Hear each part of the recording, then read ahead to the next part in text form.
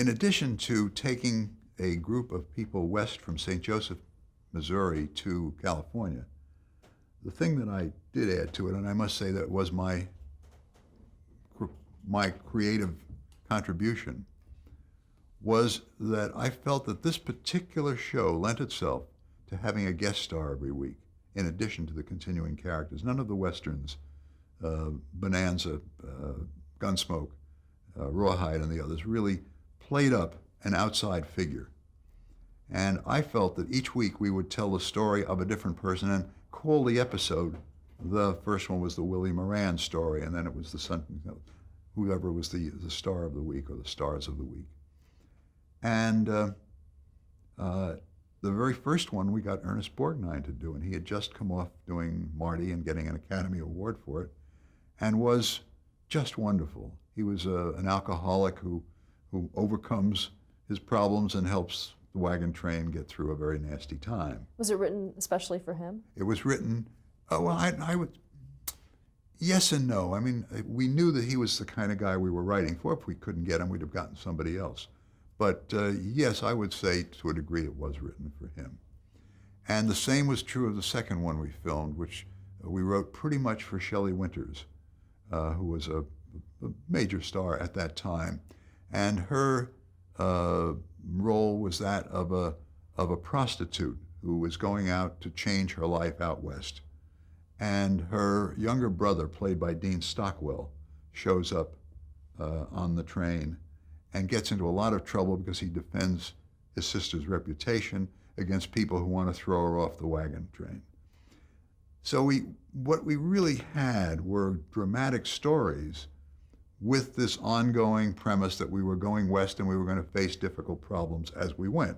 So that, of course, there were battles, there were sandstorms, and there were, everything that we would face, trying to ford rivers. Sometimes you'd lose people and so forth.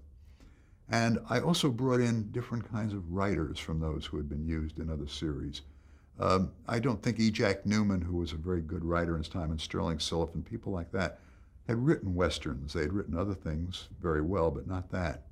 I even, an actor who worked for me on Crusader wanted to be a writer, so I gave Aaron Spelling his first job as a writer on Wagon Train. And that's where he sort of began and then went on to write other things. And many things.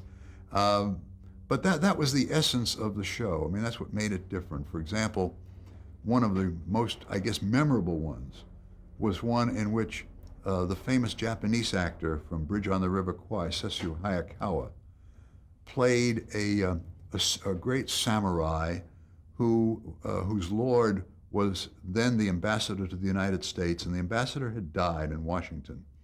And he was taking a precious urn filled with the ashes of the ambassador back to Japan, going overseas and then going by water from San Francisco. That was his aim. And it was the interplay, and that's what was so nice about these shows where we used guest stars. It was his interplay with our people who didn't understand him at all. They didn't understand his formality. I mean, on the Wagon Train, everybody slops around, sort of thing. Bob Horton, the Flint McCullough, was a little closer to him, but really didn't get close.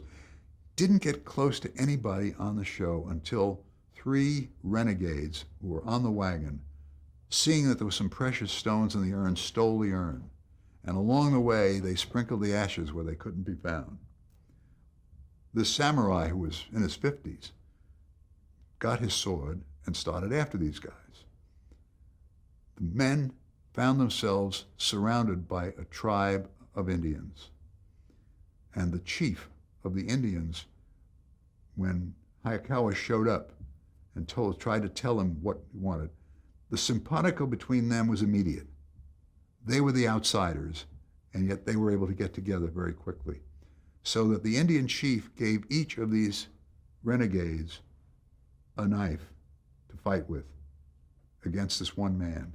And of course he did kill him, with his sword, and killed himself because he had to.